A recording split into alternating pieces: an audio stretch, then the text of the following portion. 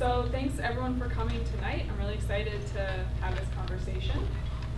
For some of you who participated in the focus groups, this is going to be a continuation of a conversation that we started this summer. And for the rest of you, it's a chance to kind of jump into an ongoing conversation about community goals and values and library resources and services. So tonight I hope will be a dialogue. I'll be presenting what I learned through these focus groups, and there'll be lots of opportunity for all of you to let me know if I heard correctly, or if I left out something really important, or if we want to add something altogether. Dana, let me ask, can everybody hear Dana well? We have a mic. Medium? I can project more. Do. Yeah. I could also use a mic. Project more. Project more, okay. Yeah. Just remind me halfway through if my voice goes down. Okay, so why did we have the Tell Me tour? There were really two big motivations. The first was for me to get to know Middlebury, to get to know the community that I'm serving. I think most of you know that I moved here from New York City last year, and I learned that there's a lot to learn about Vermont. Vermont and New York are very different. I had to learn how to drive in the snow, so that was my first big hurdle. But I wanted to get to know the residents here, and I also wanted all of you to be able to get to know me, be able to recognize me and flag me down if you see me in the grocery store, and just know that I'm here to talk about the library whenever any of you want to. And the other reason we wanted to have these focus groups was to make sure that the library's mission and direction are in line with the community's needs and values. Libraries are at their best when they're reflecting the communities they serve. And so for myself and for the trustees to make sure that everything we're doing here is supporting the community, I needed to hear from all of you directly. So these focus groups were led by Barbara Doyle-Wilch, a local, can everyone still hear me? Do I need to switch to the microphone? Okay. I saw some faces and I thought maybe I'm... The nice thing about the mic is that you can talk fast and we'll still hear you. So you'll have to bear with me for a second. Kurt, could you help me with this? Other than clipping it on, I don't know. No pocket, but... Oh, is it a pocket? It's clipped in. How do I turn it on now?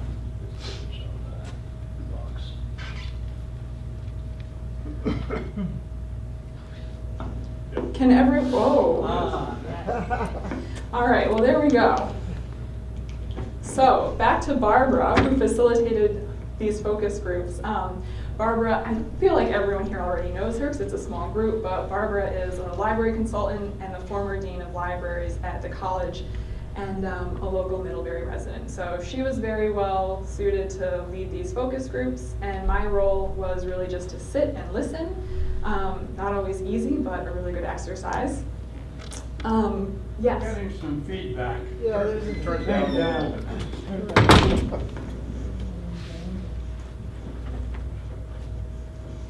Maybe if I just stand. Keep talking. Okay. I've lost my train of thought, but I will keep talking for the purposes of the sound check. I'm talking about Barbara. I was talking about Barbara. Oh, right. I was talking about the focus groups, of course. Barbara asked three questions to kind of shape and guide the conversations. These questions come from a format for community conversations that the Harwood Institute developed. Harwood Institute is just an organization that helps libraries engage with their communities and do strategic planning. So Barbara asked, what kind of community do you want to live in? What are the values? Did I get close? Okay. What are the values that are important to you in a community? Who are we? Who do we want to be? Then we asked, what are your aspirations? What do we want to work towards together? 5-10 years from now, what do we want to have improved upon? And then finally we asked, what specific input advice do you have for me about the library or about the library's current programs and services? So at the end of these focus groups, we went through our notes and sort of identified what were the most common themes for each one of these big questions, and that's what I'm going to be sharing with all of you tonight. So the first question were important community qualities. Who are we? Who do we want to be? What do we collectively identify as? These are the 6 sort of qualities or characteristics that came up most frequently. I'm going to give everyone a moment to just read through them, and then I'll ask you to respond.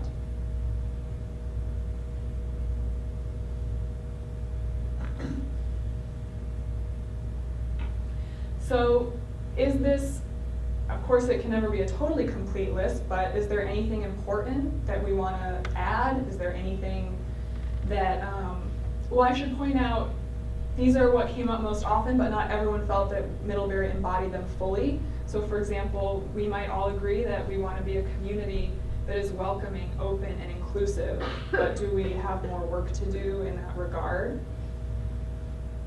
Does anyone have any thoughts or feedback on this? I think economic sustainability for people who live here is important, and that's not reflected too clearly here. Economic The sustainability, ability okay. of people to, have enough income to live here. Affordable. Yeah, affordability, yeah. Okay. But also, it's not just making things cheaper, but also helping people have enough money to live with them. Did you want to say something? I saw you starting Well, to. I always have a negative reaction to the word diverse, because it has so many different possible connotations. What is the connotation here? That's a great point. People talked a lot about socioeconomic diversity in Middlebury. People talked about diversity of opinions. Some people felt that Middlebury had a lot of diversity of opinion. Some people felt that there wasn't as much diversity of thought and opinion as they would like, and that they didn't have enough of an opportunity to engage with people of differing worldviews. People expressed that they wanted to have more ethnic and racial diversity, but sort of acknowledged that that's not really Middlebury.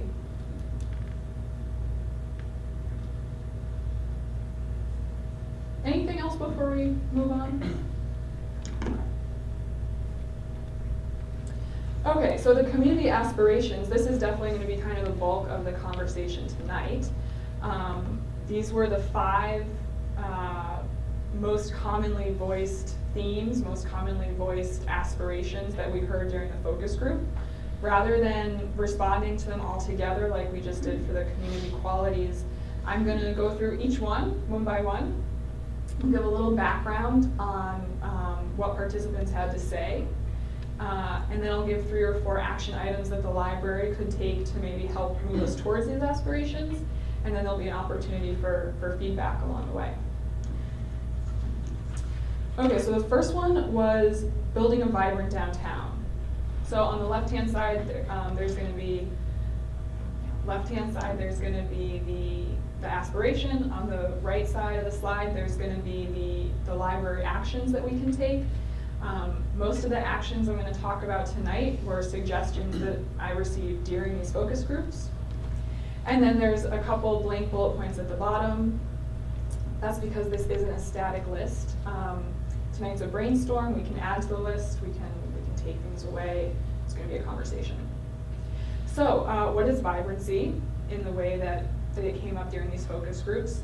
People talked about wanting to have lots to do downtown, having lots of exhibits and concerts and lectures, opportunities for intellectual engagement. People talked about wanting to have lots of energy on Main Street, lots of people coming downtown, patronizing our local institutions. People definitely shared concerns about stores that have closed recently and about supporting our local vendors. Someone said, if you're visiting Middlebury and you're just walking down Main Street, where do you go to get information about the town? Our Welcome Center is on Court Street, so what is the jumping off point or the gateway to the community right downtown? So I think the library can do and does already do a lot to build a vibrant and vital downtown. Last year we had 168,000 visitors. That's a lot of people for a community this size coming in right to our main street. I think a vital library can really be an anchor for a vital downtown in that way. Middlebury really has the largest and most comprehensive library in all of Addison County, and it's right on our main street, so I think we can really leverage that by bringing more people in. I think one way the library could focus on that specifically might be trying to become more accessible to non-residents. So what about this? I guess I'm curious to know if this rings true for you. Is this a goal that we want to pursue together? And if so, if you have any thoughts or questions about these potential library actions or any other ways you'd like to see the library specifically address it. Yeah. So what are the metrics you're using to measure vibrancy? I just heard you say 168,000, was it, or 160,000? 168,000, that's just people who visited the library. And how do we get that? How did you get that measure? We have door counters. We do. Yeah, so everyone who comes in any of the doors, we So are get there that number. any other metrics for vibrancy of the library? Like how many evening events we have here? I was yes. I was at the Audubon Society talk, I think the week before last. And it's not uncommon for me to be here once or twice a month. But do we measure those things currently? Boy, do we ever, yes. Sorry. I would love to talk all night about library statistics. We keep a lot of them. All right. Our circulation, how many books we check out, how many ebooks we check out, how many programs we have. Great. We have more programs than any other library in the state currently. Yes? We've got a statistic about how many people have used this community room last year. Do you remember that? Amazing. It's huge. I don't remember it off the top of my head, but we do have that number. And I can email out our annual report to. Or how many times it was over? That we don't collect, but that is a great idea because we often get phone calls and we have to say, I'm sorry, the meeting room is not available. And it would be good to have a sense of how many people we're turning It's away. jam-packed. Right. Same, I guess one way the library can help build a vibrant downtown is simply by staying downtown, which is not a self-evident assumption, because if there are towns that have moved their libraries outside of the center of town, partly because there's more space. And I think that's not helpful when it comes to. Right. I'm curious, does anyone else feel strongly about that? Keeping the library downtown is something that we're, okay. That's just really, I had a feeling, but it's good to see that. Any other responses to this or anything you'd like to? I've got a question. Yeah. When you say, how do we become more accessible to non-residents? You don't mean accessible as in ramps. You mean. No, I mean welcoming, Yeah. removing other barriers to access. Can you talk about that a little? Yeah. So Ilsley right now is part of this program called Home Card. It's a consortium with other Addison County libraries, and if your library, your home library participates, you get membership to other libraries. So someone at Lawrence Memorial Library has limited borrowing privileges at Ilsley just by virtue of being a part of this consortium. So we really haven't been promoting that program or trying to encourage people, just to continue with the same example. We haven't been putting up signs at Lawrence Memorial that says, you can apply for a home card at Ilsley and go in and use the Ilsley resources. But we could be doing that. We could be trying to bring in more residents, more non-residents. But it doesn't bring any revenue with it. It doesn't, well, not library revenue. I mean, I guess if I don't have figures to back this up, but if you think that people coming to the library that wouldn't normally have driven into Middlebury might go. In terms of the library's budget, it doesn't, yeah. Right, in terms of the library's budget, that wouldn't have an impact. Home Card is a free program. Yeah. Okay. May I comment on the Welcome Center? I think it's a great idea. Mm-hmm. But I just recently moved to Middlebury.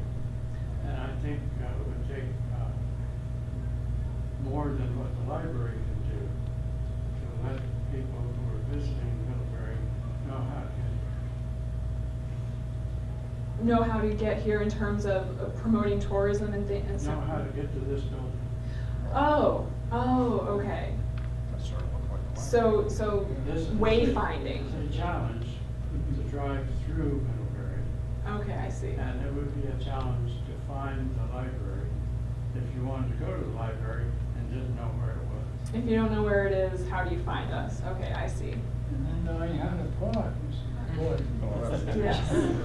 Well, I will take this moment to acknowledge that parking came up a lot during the focus groups. We didn't include it, I didn't include it in the slides, but that was something people expressed was important to them and they felt was lacking.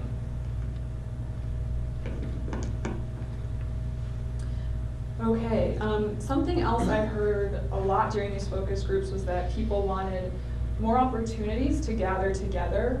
Specifically, a lot of people wanted more opportunities to interact with other generations, intergenerational gathering.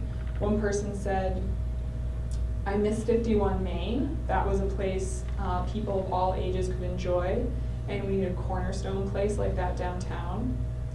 Someone else used the word hearth, which I really liked, this idea that Middlebury needs a hearth that is warm and sort of invites people to come together and connect. Someone said, I would love to join a book club that gives me an opportunity to meet and interact with new people. Most book clubs are self-organized and you already know the people that you're talking to and you already know what they're gonna say. I want a book club that's open to everyone and pulls in a diverse group and we actually talk about books. So that's definitely something the library can help with. Like I said, we plan many programs currently, but we can start planning these programs more intentionally, I think, sort of keeping in mind that people use these programs as an opportunity to interact socially. We can start trying to plan more programs that pull in, a wider range of ages.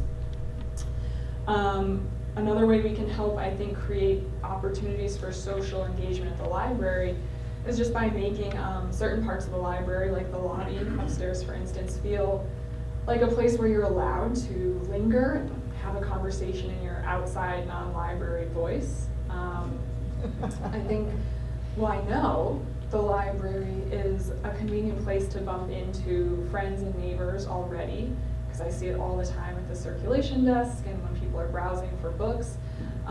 So I'd like to see the library kind of lean into this role and make people feel like it is a place that they can come and have sort of slow down and enjoy a conversation. So I'm curious to hear from everyone here. Do you see the library as a place where you go to for social interaction already? And if so, is there anything that we could do to make the library a more inviting place for that? Short of serving beer. That would be nice, wouldn't it? Okay, so alcohol, that's one. You now have coffee in some form, right? We do now have a Keurig machine. It's $1 for a cup of coffee, but yes. Of course, that has its issues to the Keurig. Could we use outdoor space in the summer? Yes. What would you like to see outside in the summer? Patio or Mhm. tables that people could, that was inviting and people could have a coffee there? Yeah. Whether they bought it here or brought it themselves? More seating outside that people can gather at. That's great.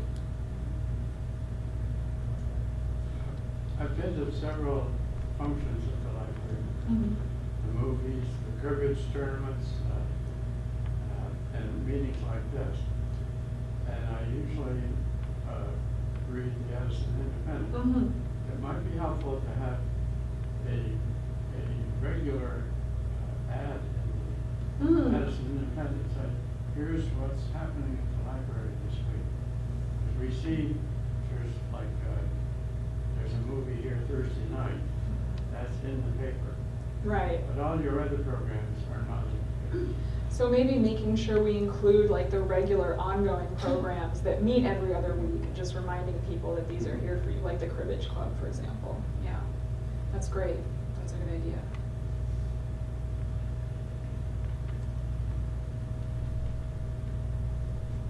Okay.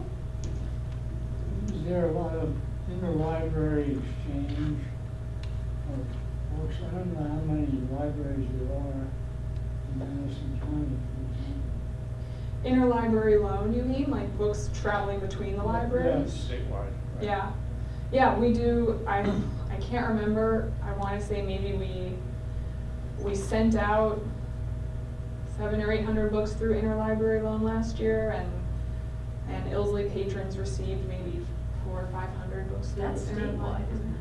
Yes, yes. The network would be statewide. The network is statewide. Not every library participates in it, but most do. Yeah, Jen? I see the preschool children walk over here all the time. What do they do when they're here? Do they look through the books and? They usually come for story time. Ah. So Tricia does story time, I would say twice a week. We have one for babies and toddlers and one for kindergartners. So they walk over here and they listen to a story time or other pre-literacy programs that we'd be running. My partner used to work in Burlington, and there was Burlington Children's Space is a preschool, and it shares a building with this multi-generational center. Hmm. So the kids would go over and they would help like older people with like cooking or puzzles or music, and it was amazing like how much they had in common and how easy the flow was between those generations. Oh, that's really cool. Yeah. That's something to think about. Yeah. Would you be willing to go back to the other slide, because I have Certainly. a thought.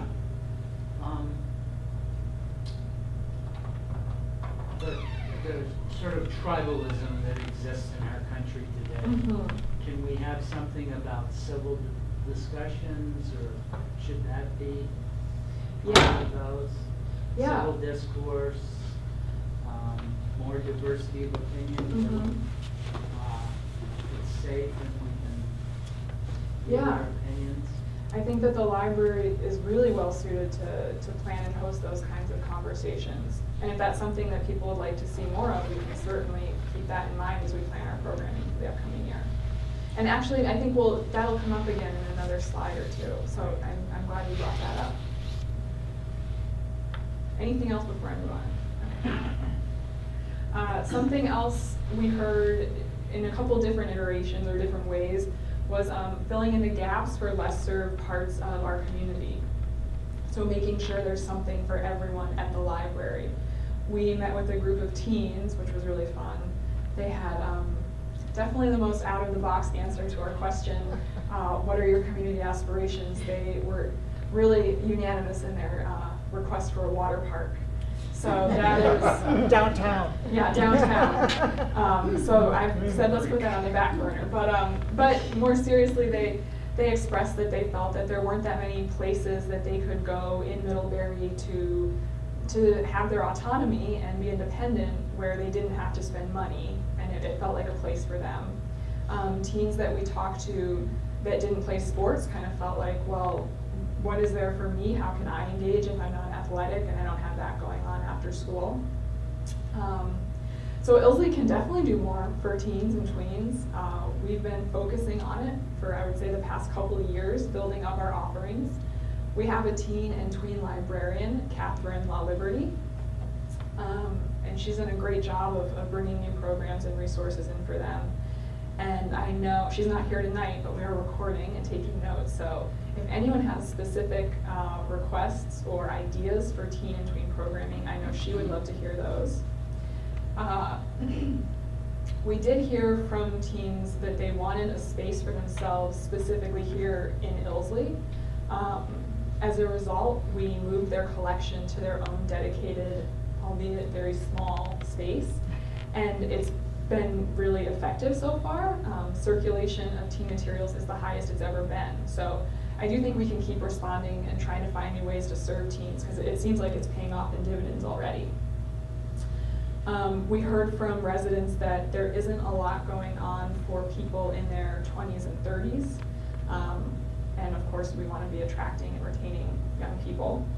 One person said that in the time they've lived here, there's been a shift from being youth-oriented to being retirement-oriented, and that it is much easier to be 75 in Middlebury than it is to be 25. And another woman said that her daughter, who I think was in her early 30s, had just moved back to Middlebury and was feeling like kind of disconnected, like there wasn't that much here for her. Some participants talked about people who could maybe really benefit from the library, but couldn't get here physically.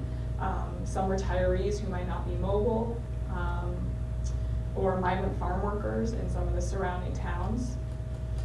So based on all this feedback, we're adding a new position to the library, hopefully this summer, that's gonna focus on outreach and programming for adults. So I would love to hear anyone's ideas or feedback on what you would like to see come to Ilsley in the upcoming year. Cool programs. For teens or adults. Are you wanting that discussion now, or you're Yeah. just, that's a Yes, rhetorical oh, sorry, you just question? came in, yeah, we're having a little mini discussion after each slide, opportunity for feedback. Is on the left-hand side, how can the library fill in the gaps for less served parts of our population? Is that something we want the library to be doing? Are there other less served parts of the population that you'd like to see the library reaching out to specifically that maybe we haven't been doing already? Yeah. All right, now so, many of you know me, I'm Laura Esermely, and I'm on our Middlebury Select Board, and I think one thing that Ilsley does really well is intersect with other departments. Mm. So I think that the way you get to this is by working closely with Parks and Rec. You know, Okay. and I think that it's about programming, activities in concert with them, or other organizations like Vault, you know, or that are doing summer camps, Mhm. those kinds of groups, to synchronize things and communicate them actually. You know, so Mhm. what you are is a convener, you know, and then they get the bus here and they go bowling, or they gather here to do an event, or they're told here to go to the career center for Mhm. something, you know. So I think that's one way that you could do that, Okay, so making sure we're working in concert with these other organizations, especially Parks and Rec. especially Parks and Rec, providing a space for their programs, building off their programs, being a gathering point for things like that. Catherine? Laura, is the teen center part of Parks and Rec? No. Could you tell me about that? Well, I can tell you that Parks and Rec does manage the scheduling of the building, so if there's gonna be any shared use of the building, it kind of gets managed by them, but the teen center is its own entity. It's held by the town, you know, so we support it financially, but it has its own board, you know, and it has its own programming. That's the way it works right now. And are our teens and tweens, is Catherine working with the teen center? Yeah, Catherine works with the director of the teen, well, they have an interim director right now, but she was working with their previous director, and she's continued working with their interim director very closely. I guess the nice thing about the teen center is that there actually isn't a lot of overlap between the teens that hang out here and the teens that hang out there. It seems like they're pretty distinct groups, so we do bring books over there, we do promote our library programs through the teen center. Yeah, and hopefully we can do more of that in the future. So another wish, you know, Mhm. and the Better Middlebury Partnership was working on this, is a community calendar. Community calendar, You know, yeah. so anything you can do to either host that or be part of Mhm. that, you know, like that, I think is gonna be really important. So we got Minibury, and we got Mhm. BMP, we got Ilsley, we got Middlebury College, and, you know, and we got Addison Independent. All these organizations have calendars that tell you what's going on. So we need a one-stop shop where. Kind of, you know, so what you're doing is for the tweens, you're actually facilitating that, and you're going, look at all these things, you know, like that are going on this day, you know, like that you could access. Right, Yeah. that is good. But you're pointing out that right now, the overarching community calendar isn't coordinated. It's Not yet, too many I separate. think that was the intention for the BMP, you know, Mhm. to What's the build, to BMP? start to. Better the Middlebury. Better Middlebury Partnership, you know, but I'm not sure that they're there yet. So I think it's something to watch and something Yeah, well, and I can to work on communicate together with them. with BMT, yeah, and see what role we can play, whether it's hosting or whatever it ends up being. So it's gonna be really challenging to do your second bullet point, you know, people in their 20s and 30s. Yeah, I mean, the rec center and the teen center is all great, but for Mhm. those people that are not connected with the college, Mhm. in their 20s and 30s, that's a tough one. I know. I'd be I'm anxious to hear what your new person comes up for that. Yeah, well, I'm really hoping that whoever we hire for this new position will be someone who has experience with this specific field of expertise. I happen to be in my 30s and I love being at the library, but I realize I'm not the target demographic. I think a branch at Two Brothers might be a good solution. Someone suggested that. I was at a dinner not that long ago, and the guy who founded, what was it? Stonecutter Spirits was there, and we were talking about potentially holding a library program at Stonecutter. Local places that are cool and serve alcohol, which we can't do here, who might be willing to host a book club or something like that for people, which might help pull in a younger. Well, you're onto demographic. something, and you do know that the game store had that relationship with the former restaurant in the lobby, so you definitely can do those creative partnerships, but it takes time to put that together, so that's why I'm glad you're, hopefully, I know, fingers crossed. adding staff that way. Yeah, that position, if it goes through, it could really help a lot in that regard. So we're looking forward to that and crossing our fingers. Getting to the last one. Yeah. Speaking up for the geezer generation that I'm part of, I'm aware of how many of my contemporaries are using Kindles and e-readers and things like that. I don't happen to myself, but I know that the library has online resources where people can download e-books. And I'm sure there are a lot of people of my generation who don't know that and who could use a little assistance in figuring out how to do it. Yes, that's a great point. In fact, one of the first reasons I started thinking about, gosh, we could really use a new staff member is because we piloted a program last year where Chris Kirby, our adult services and technology librarian, went out to I forget which retirement home. Eastview or It might have been, it must have been Eastview. And he taught a class on how to use Kindles or any kind of tablet to download ebooks and audiobooks from the library. And it got great response, and he just currently doesn't have the time to be doing that consistently. But I would like to do more of that, and we do have a Kindle Paperwhite that people can check out at the library currently. You just answered my question. Oh, great. Do you have 20 or 30 of those? We have one, and but I will buy more happily if they start circulating. Check one out. Great. I'll buy another tomorrow. Yeah, we haven't done a ton to promote it. We should, but certainly if it becomes popular and people want to take it out, we can buy more. I would also like to say a good word for Canopy. Oh, do you use it? Absolutely wonderful great. streaming service. I don't think there are a lot of people that know about it yet. How many of That's us know great. about it? Yeah, raise your hand if you use Canopy. Okay. Well, this group might not be you're all kind of self-selecting library supporters already, but What is it? Canopy is a streaming service that lets you watch videos wherever you have internet. Sorry? They're mostly movies. Yeah. As opposed to TV series, which are Right. coming to dominate Netflix. Right. So it really does fill a gap. And I think that the selection available is a little more independent, Yeah. or documentary, it does fill a gap. And Classic so, movies. yeah, for anyone who doesn't know, we started doing this maybe 10 months ago. And we've been trying to promote it, and people are using it quite a bit. It definitely fills in a gap, and that way we don't have to necessarily buy as many DVDs as we were. Canopy came out with a great statement yesterday. Okay, today's Oscar day, and these are the Oscar movies that we offer. Yeah, I got that email too. It was really encouraging because those of us who haven't had time to go to movie theaters or realize that Canopy actually has them available, we can watch almost all the Oscar movies. I don't think it's this year's Oscar movie, I think it's previous year's Oscar movie. Some of this year's, Well, some of us haven't seen all I of think some of this year's.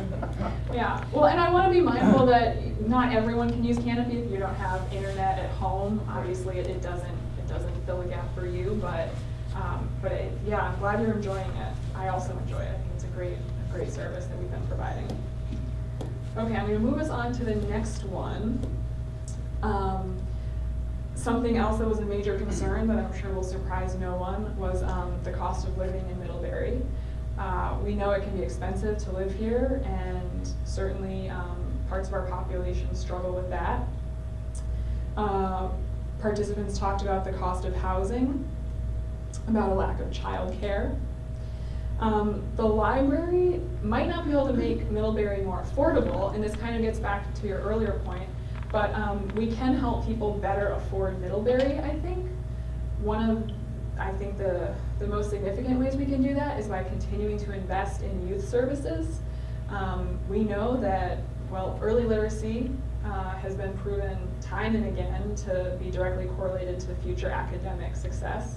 So if we want to be supporting our young people, especially low socioeconomic children who are most at risk of low early literacy, the library can play a huge role in that as we provide free books and pre-literacy programs. So we will continue to do that and find new ways to keep supporting our youth. Someone said, referencing, referencing people experiencing homelessness, that we don't treat our temporary residents as an integral part of the community, and we should. So the library can be a big part of addressing that, I think. Residents of the Charter House can come here and get a library card for free, just like any other Middlebury resident. Oftentimes, libraries are the only place that is open and welcoming and warm, that people experiencing homelessness can go spend time in and avail themselves of resources that they don't have access to otherwise. So we have a good relationship with Charter House, and we can be reaching out to them and making sure that we're supporting their residents and maybe pursuing additional programming to support them specifically. Someone else said, I wish I could buy more toys for my children. It would be great if I could check out toys for my kids at the library. And I think building a diverse circulating collection or a library of things is a great way that we can help people afford experiences in Middlebury. I don't know if everyone here has heard about our snowshoes, but the library just got a bunch of snowshoes as part of a grant, so you can check out snowshoes now. It's actually just telling you tonight, I've never gone snowshoeing, so now I really have no excuse. So anyone can come check them out now, and I think this is a great example of how, you know, not everyone can maybe afford snowshoes or has the space to keep them at home, but we know that one of the best parts of living here is getting outside and enjoying nature. So if we build kind of this collection of memberships and equipment and tools that people can check out of the library, that'll really help our residents afford experiences that might otherwise be beyond their reach. So, any thoughts on this, or anything that you would like to see us add to our circulating collection? Talk a little bit about the makerspace, and you can come to the library and get a membership to the makerspace. Yeah, so that that some people couldn't afford. Right, the Hannaford Career Center has a makerspace now, the Makery, and it's a subscription-based program. I think it's $20 a month, and it's open once a week on Thursdays. So for anyone who can't afford to purchase a month pass to the Makery, the library has purchased a pass, and so you can come here and check that out. Another example is the Wiggle Room. I don't know if anyone's heard of this. I think it's in Williston. It's for children of the age that wiggle, like small, very small children. It's like a little indoor playground, and I'm given to understand it's kind of expensive. So we purchased a pass to that if you check out the Wiggle Room pass, you still have to pay, but I think it's only $5 or something. So, I mean, it's limitless, really, what we can check. Well, it's not limitless, but. You have the Echo Center and We the have State the- Park, mhm. quite a few. Quite a few. But if there's anything that any of you would like to check out, I saw a post on Front Porch Forum about bikes, which was that from you, Laura, or? It was on the mid-bike ped list. But, Right. so there was a wish that maybe we could loan out a bike. And I Yeah. said, ooh, yes, good idea, definitely would address this. Yeah. Because it would allow somebody to scoot over to Exchange Street to Catamount Park, Mhm. to access an appointment, come back here, whatever. But you have to manage that bike, and what's the one bike that you might be loaning in terms Right. of size, and then And where checking does it out. live? So Middlebury College does do that. At their library, they have bikes that they loan out, and And they figured out the system, we could copy that system, you know, Okay. so it's done through the library there. But I think a better system would be doing something in concert with Frog Hollow Bikes, which Mhm. already rents bikes.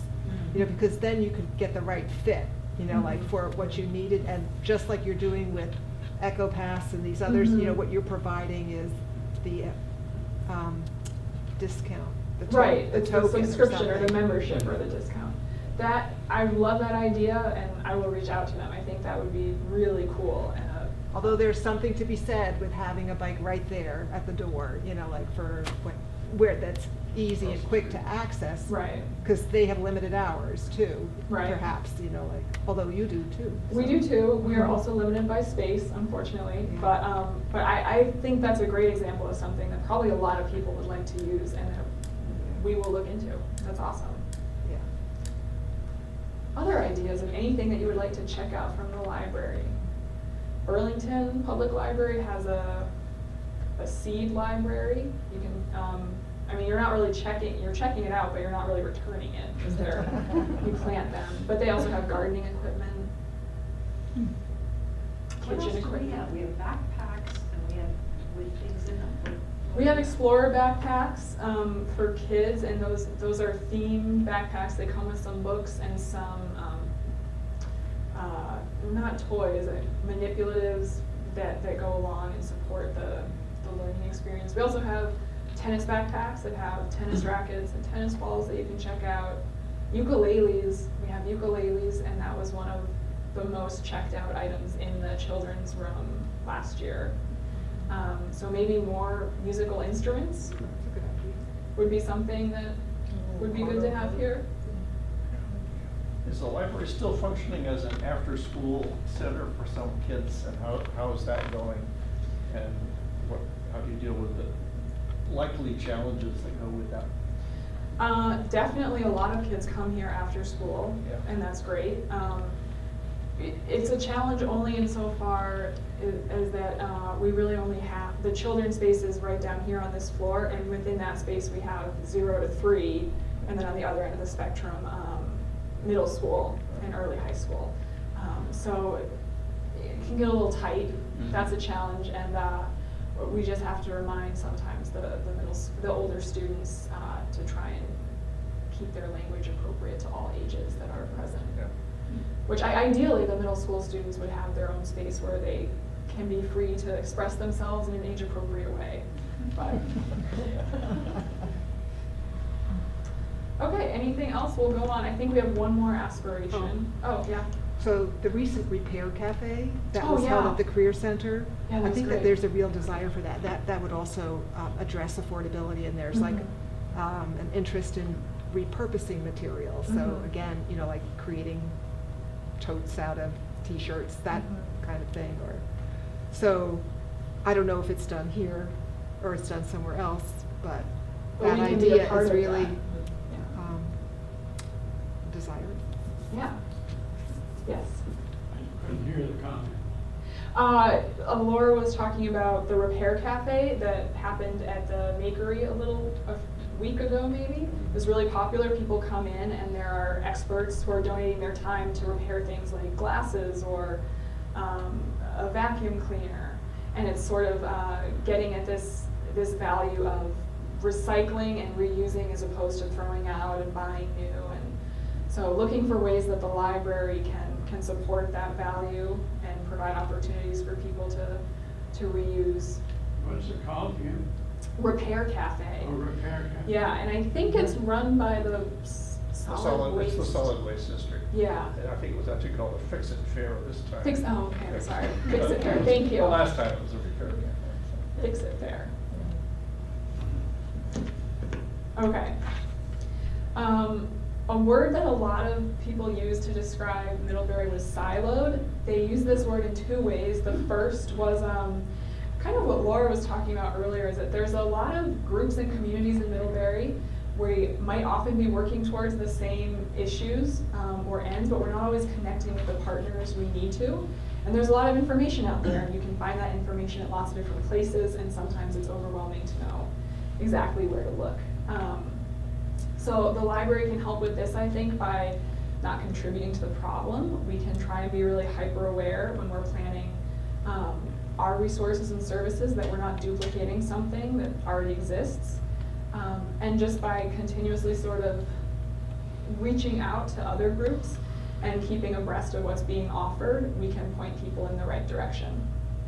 The other way siloed was used was to sort of express this feeling that Middlebury has some really distinct groups, and it can be hard to interact with people in groups that aren't your own group.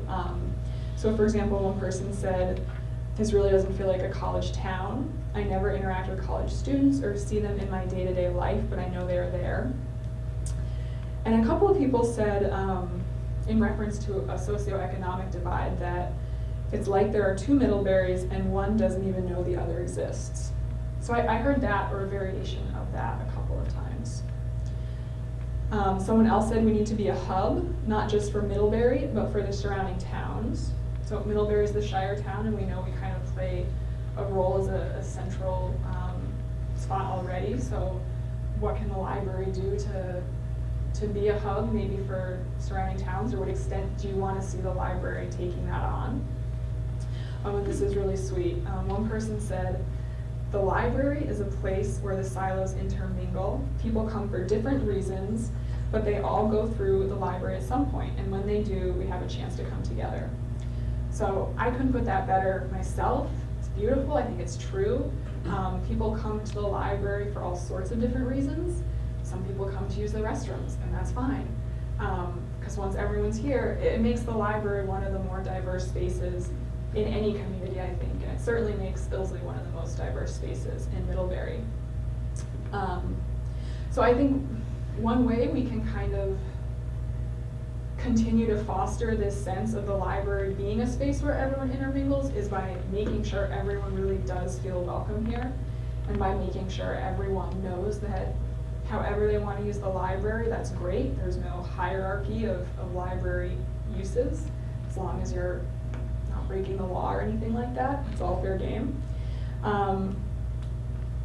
So yeah, I think we can, through customer service and any other ideas you have on how we can make sure everyone knows that the library is here for them and is the space that they're welcome. Or any other ways you'd like to see the library trying to increase these connections. The calendar is a great idea.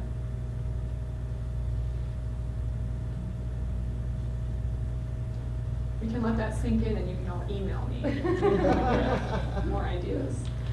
I'm not sure this is the right place to make this comment. Everybody, all ages, everybody needs information Yes. from time to time. And a lot of times they don't know where to get it. Mm-hmm. You can make the library a place to find out. Mm-hmm. I think more people will come. And one of those find outs is a welcome center Mm-hmm. for people who probably don't live here Mm-hmm. or don't know much about the area or the town. You mentioned that the welcome center is down on Route 7. Nobody goes there. I've been there once. It's very inconvenient. Right. It's very But good. Inconvenient. Getting up the driveway takes. why not have the welcome center here? Right. Yeah. We can certainly serve that role as well. Or do what the welcome center does, leave the Right. welcome center there. Maybe that's one service we do want to duplicate. We have it two places, yeah. But if you want to know where to get a saw sharpened, Mm-hmm. come to the library. Yeah, I love that idea. Somebody will find out for you. Right, maybe we can, like, would that look like, maybe promoting the fact that we have a reference librarian more, letting people know that this person is here and available to answer questions? Maybe that's one way we could go about. You want to know where is Mary's at Baldwin Creek? How do you get there? We can answer that. Laura? There's been a lot of discussion about such a thing, or a kiosk of some kind, you know, and imagining that somewhere downtown. So Right. it could appear in many locations. It could be inside your building, it could be just outside your building, you know, like, so then it's 24/7 access, and it's a touch screen, and, you know. Oh, that would be And it's cool. weather protected somehow, you know, like, so maybe it's something like that, because you don't need Yeah. to give away all this paper, although we have it. So is that too. conversation, is the select board talking about that, or are I there other wouldn't groups say- that I should be connected No, we're with? talking about water pipes and Yeah. roads and. Okay, well, we'll talk later And about- bridges. About who I No, should but, connect with about that. But I know that when we were talking about the Triangle Park design Mhm. and Printer's Alley, that people imagine something down in that location, you know, that. Oh, okay, yeah, that I might can see be that. Some, Yeah. a kiosk, info kiosk of some kind. Mhm. So definitely the library is a natural place for it to be located, because you can get so much other information too, and because you're right next to the town office, it's a good look, like I could see something, Mhm. you know, it's sort of between the two buildings, Mhm. maybe. And I Yeah. know that there was a discussion at one point of using the lobby of the town office as a welcome space of some kind, but it's not really designed that way currently. Right. Catherine? To comment on that, last summer when we were trying to make tourists feel welcome during the construction, those of us who sat in what we're calling the hot chocolate hut, it was so much fun because the questions are everything from how do you get to Mary's at Baldwin Creek, which is 15 miles away, to where can I get a good sandwich, to what are the museums here in town? I haven't looked at, you know, it's all sorts of things, and it would seem to me a kiosk with a touchscreen would be one way, because that would be 24 hours. But having a person with a person's hospitality, because that person can send you to the person who would know the answer if you don't know it, but it makes an enormous difference in hospitality. And I would love to see us have, somebody in that hot chocolate hut as soon as the weather is warm enough, or to get a heater in there and have it almost year round from early morning till dark, because people need it at all different times as they cruise through town for whatever reason. Yeah. And there's something similar like that in Montpelier. In the library? No, they had a freestanding thing in front of one of the, right there right. on State Street. Yeah. Brandon. Yeah. Brandon, yeah, also, yeah. Okay, so we have just a few minutes left, and I want to make sure I get through everything, so if people need to leave right at 6:30, they can. So the final question we asked was about if anyone had specific feedback for me. So this was, by the way, really a very helpful part of the focus groups for me. I'm gonna go through the 4 big takeaways I had, and then I'm gonna quickly talk about the library's renovation expansion and what we're thinking the next steps are for that. And then once I get through that, hopefully it'll be just about 6:30, and anyone who wants to stay and chat for a few minutes can respond to all of this, and if anyone needs to get going, you can. Okay, so one thing I heard really loud and clear is that Middlebury loves books a lot. Participants were really eager to express their fondness for and appreciation of the physical circulating collection. I know that we are loaning out more and more downloadable e-and audiobooks because we have statistics to that effect, but what I think I learned from all of you in these focus groups is that you really want these ebooks and audiobooks as a supplement to the physical collection, not as a replacement. And I couldn't agree more. It's probably not surprising since I'm a librarian, but I love books. I think there's something, there's an intrinsic value in the tactile experience of picking up a book. And I feel really confident saying that books aren't going anywhere. That's probably true nationwide. It's definitely true here in Middlebury. So no one has to worry about that. Something else I learned is that I need to really step up my game in communicating everything the library does and all that we have to offer. No one said those words specifically, but it became really clear to me many times during these focus groups. Someone would say, "Oh, I really wish the library had XYZ. We could really use that in the community." And I would be thinking, we have that. It's right upstairs. You can go get it after this. And so after that happened many times, I realized there's a pattern, and the pattern is we have all these amazing resources and services, but they're probably being underutilized because we haven't been effectively promoting them. So I'm gonna be working on that a lot in the upcoming year. Okay, this we already touched on, but I think it bears repeating because it came up again in a big way during this third part of the focus groups. The library is a really important place of social gathering. I think what I took away from this is that people really see the library as a community center as well as a library.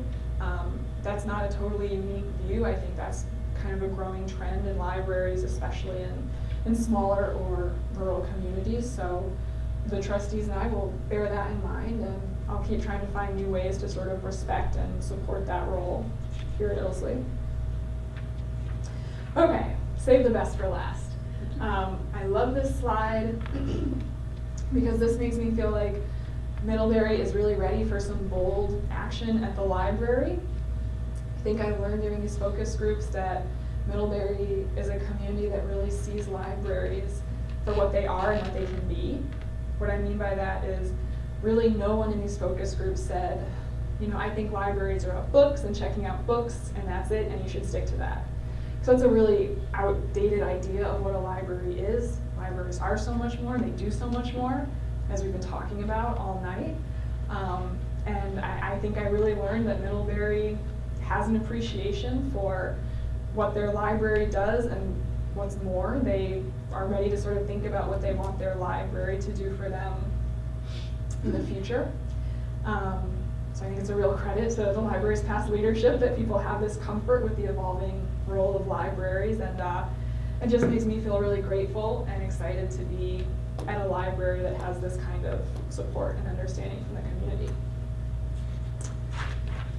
Okay, so before everyone leaves, I will talk really briefly about the renovation expansion and the work that's sort of been done already on that. We didn't ask specifically about the library's renovation expansion during the focus groups, but participants were eager to share their opinions and have their voices heard. And I'm really glad they did because I learned a lot. It was very encouraging for me to hear that most participants felt that they did want to see some kind of capital improvements at the library, and that they did feel there needed to be some form of expansion for the library to continue to grow. I think most people here probably know that there was a building committee that was tasked with sort of evaluating the library's structural needs and programmatic needs for the future. The building committee worked with the architects Gossens Bachman to conduct a feasibility study.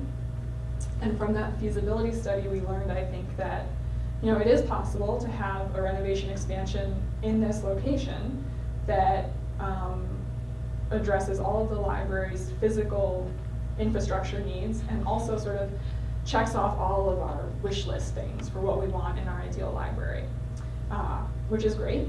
And of course, such an ambitious project that checks off all of those boxes comes with a high price tag. And I think what I learned during these focus groups is that the community found the projected price tag kind of unpalatable, and that people really felt like they hadn't been given an opportunity to engage in the planning process, and that they didn't feel like they'd had enough of an opportunity for input. So that's really helpful for me to know. It's really helpful for the trustees to know, and it's certainly going to inform how we move forward. I think the next step is for me to start reaching out and engaging the community directly about the renovation expansion. So, you are all here not just to hear the results of the Tell Me Tour, but to learn about the Tell Me More Tour, which will be the next phase of me reaching out. I'm going to start having hopefully some open meetings here at the library, more focus groups. Hopefully a survey will go out at some point to get some really quantifiable information. I think it's time to start refining our priorities for renovation expansion as a community. And it's time for the trustees and I to start getting a sense of what scale project is palatable here in the community. So the way I think of it is The Tell Me tour was sort of about what kind of library does Middlebury need. The Tell Me More tour is going to be what kind of building does that library need. So we had to have the first conversation to get to the second, but we're ready to go there now. And the details of this have not been planned. It's coming up. So I would really welcome any input anyone has on how to make this next phase as inclusive as possible. Or any thoughts or comments on anything we've talked about tonight? Yes. Well, when I was on the library trustees, one thing that was clear is that some libraries in Vermont are town departments, and this is one of those. Yeah. There are other libraries in the state that are nonprofits that are not directly connected to a town. And one of my concerns is we obviously serve as the library for several other communities. The only other community in the Addison Central Supervisory Union that has a significant library is Shoreham, the Platt Libraries, and this is a significant institution. The other towns just basically have very minimal libraries.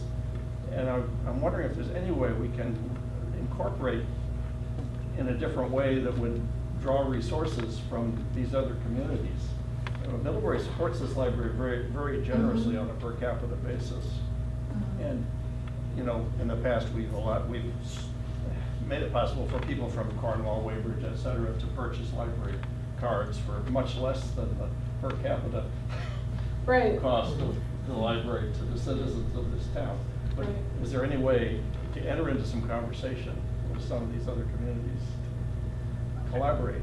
I think there is. I think the trustees have talked a little bit about that, and I think that if that's something that the community wants us to pursue, we can. Yeah. Whether it would mean a different form of governance or simply a new way of collaborating. Right. I mean, it could look like just another kind of consortium, or it could be small towns paying sort of a blanket sum, and then their patrons having free access, or it could look like a model like we have with Sarah Partridge in East Middlebury. I don't know.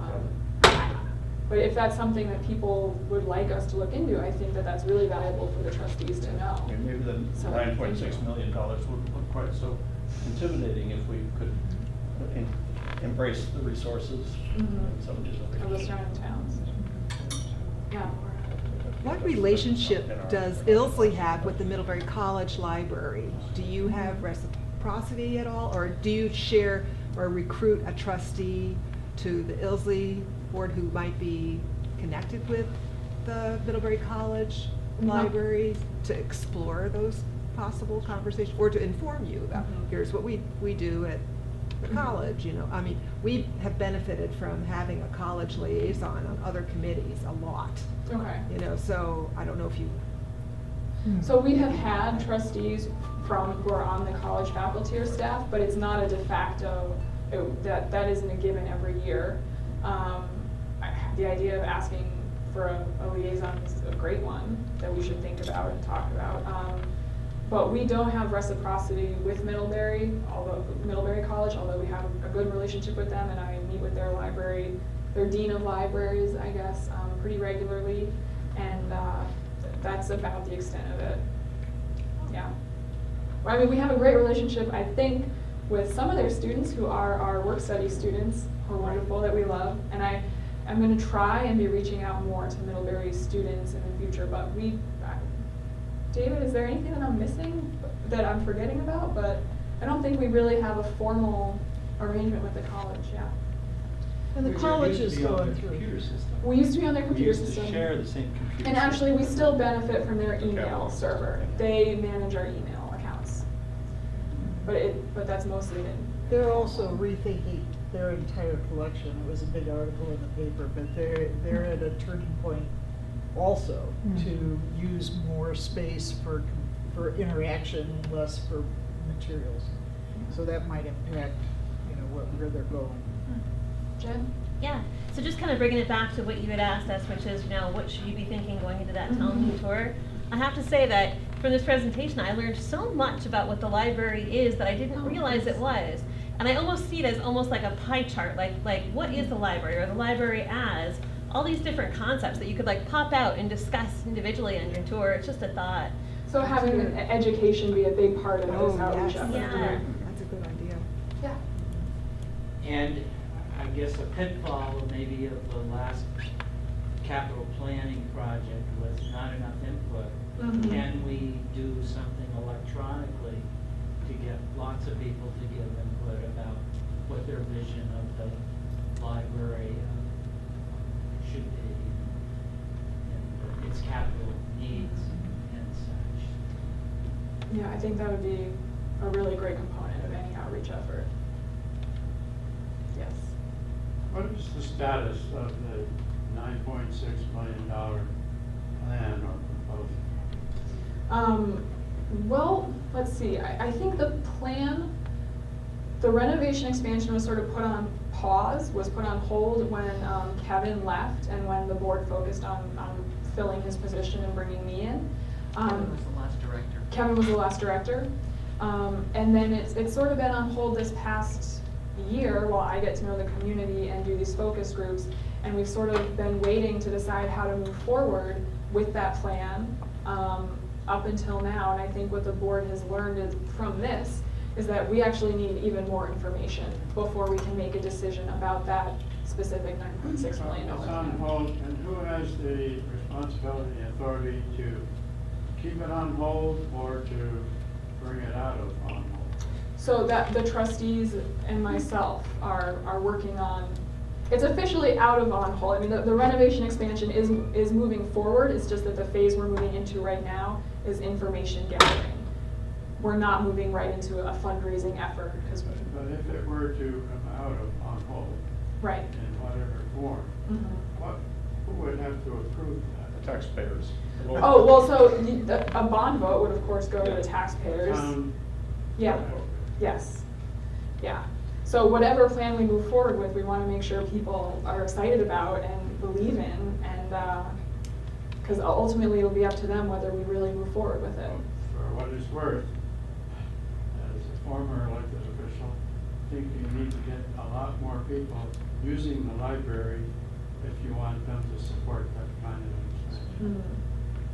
Well, certainly getting more people in here is always a goal of mine, so we will work on that.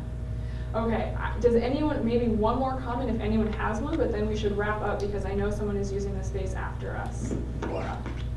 If the town does a mailing, you Mhm. know, I think that's an opportunity to include something Mm. that you might want, that is either an information piece or directing them to where to fill out a survey, or that there is one, you know, like, Okay. so I just am putting that out there to you to bank as an idea, like the tax bill goes out and it's a mailing we're doing anyway, you know, Okay. like, so why not include something else with that mailing? But you know, surveys Yeah. are no light thing. I mean, I see No, some. no, not the survey itself. I'm But just saying- getting some information out there about what the Yeah. library does already. I was just gonna say that there's good surveys and there's really poor surveys.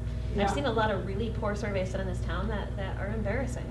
So like, you really have to think about what a survey is and I'm- maybe like combine that with your downtown master planning Mhm. process or something like that, you know, so that people don't get hit by things multiple times.